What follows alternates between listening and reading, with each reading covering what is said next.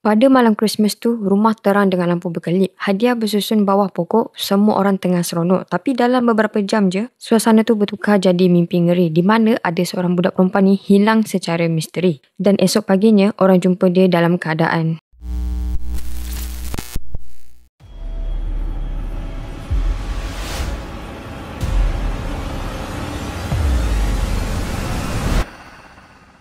Hai guys, Kim kembali lagi dengan story yang menarik, misteri dan seram. Untuk story kali ini berkaitan dengan pembunuhan misteri yang sampai sekarang tak settle lagi. Kes ni pun dah bertahun-tahun, pembunuh tu pun masih bebas lagi dan disebabkan pembunuh tu masih misteri, kes ni dapat banyak perhatian dekat negara luar. Sebab cara pembunuh tu bunuh budak ni macam tak masuk akal. Lagi satu dalam kes ni, jangan orang marah sebab pihak polis gagal untuk halang orang-orang dari masuk dekat kawasan kejadian tu. Jadi memang bukti-bukti yang sepatutnya diorang jumpa tu jadi hilang lah. Bercampur dengan DNA orang-orang yang tadi masuk menyebuk sekali tu. So memang susah lah nak jumpa siapa pembunuh tu. Tapi kalau korang tengok video Kim ni sampai habis, mesti korang rasa macam ada sesuatu yang tak kena dengan kes ni. Biasanya bermula pada pagi 26 Disember 1996, ada seorang perempuan yang bernama Paxi call polis bagi tahu yang anak perempuan dia ni hilang. Bila polis dah sampai tu, Paxi dengan suami dia iaitu John bagi tahu polis yang diorang ada jumpa nota minta wang tebusan sebanyak $118,000. So dalam nota tu cakap, kalau korang nak anak korang selamat, korang kena bagi duit tu. Bila polis dah dengar keterangan dan tengok nota tu, polis pun terus mulakan siasatan dekat kawasan rumah diorang. Tapi disebabkan saudara mara dan jiran terdekat pun datang masuk sekali dekat rumah tu, memang bukti-bukti yang sepatutnya diorang jumpa tu dah tercemar dan memang susahlah polis nak dapat kesan. Lagipun silap dekat polis juga sebab dia tak larang orang luar dari masuk kawasan kejadian tu. Kalau korang nak tahu, rumah Paxi ni bukan rumah biasa-biasa tau. Rumah dia ni dah macam istana pun iya. Korang bayangkan dalam rumah dia saja ada 15 buah bilik. Memang polis ambil masa lama sikit lah untuk cek kawasan rumah dia tu. Nak kena masuk satu-satu bilik, nak selidik semua, nak cari petunjuk sama ada rumah diorang memang kena pecah masuk pencerobok atau sebaliknya. Tapi apa yang jadi lepas tu, polis langsung tak jumpa tanda-tanda rumah keluarga Ramsey ni dipecah masuk. Tapi apa yang mengejutkan, John jumpa anak perempuan dia mati dekat ruang bawah tanah dan mayat anak dia tu ditutup dengan selimut.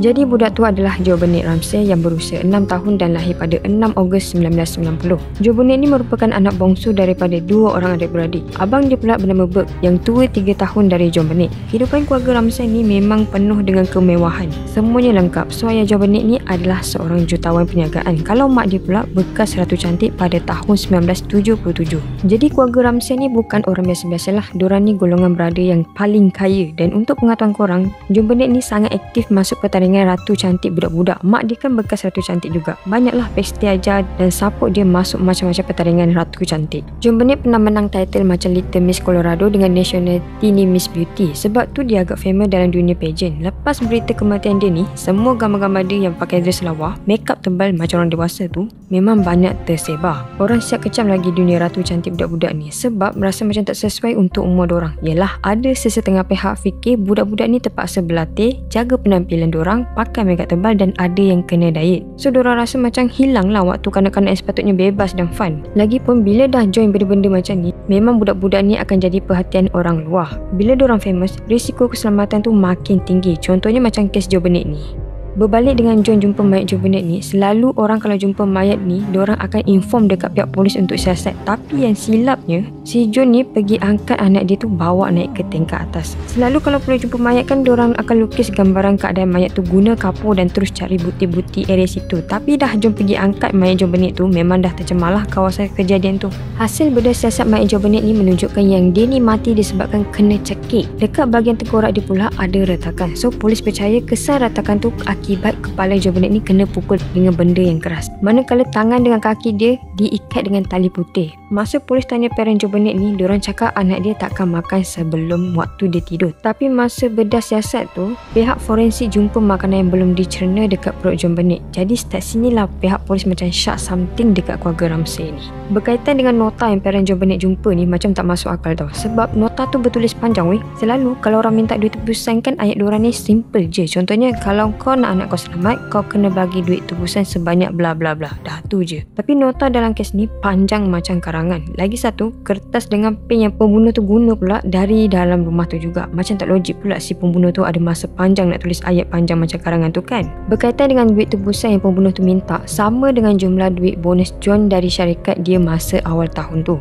So polis pun macam tertanya-tanyalah, ramai ke yang tahu pasal duit bonus si John ni? Mesti tak kan, sebab orang pun kenal John ni memang kaya raya. Takkanlah dia nak cerita benda-benda tu dekat orang ramai kan. So dekat sini macam ada sesuatu tau. Mesti pembunuh tu orang terdekat sebab dia tahu pasal jumlah duit bonus tu.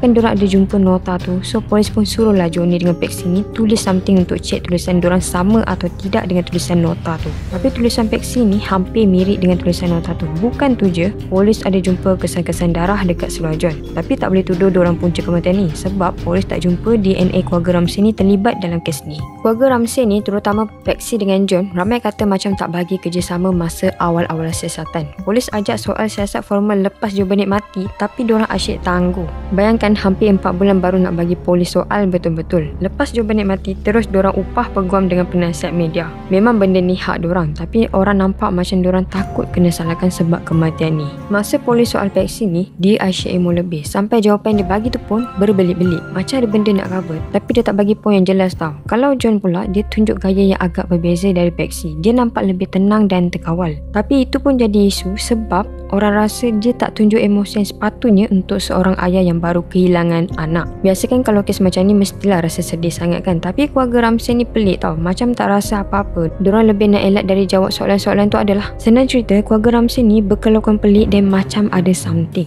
Ada satu video yang Kim tengok dekat satu channel ni. Masa abang Joe Burnett ni kena soal pasal kes ni, dia punya reaksi muka tu sepanjang jawab soalan pasal adik dia tu, muka dia senyum je. Tak ada rasa sedih pun. Memang ramailah yang kecam dengan keluarga Ramsey ni sebab macam pelik cara diorang handle benda ni. Tapi ada yang kata mungkin diorang takut polis salahkan diorang dari awal. So korang rasa patut ke diorang buat macam tu?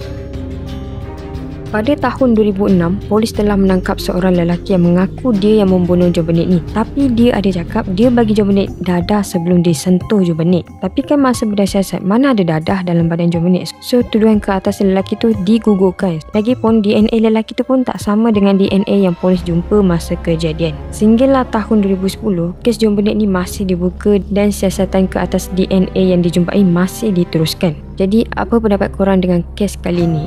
Adakah family diorang terlibat atau sebaliknya? Okeylah guys, rasa cukup setakat ni je cerita kita hari ni. Yang belum subscribe boleh subscribe sekarang dan jumpa lagi kita di video akan datang. Bye bye. Assalamualaikum.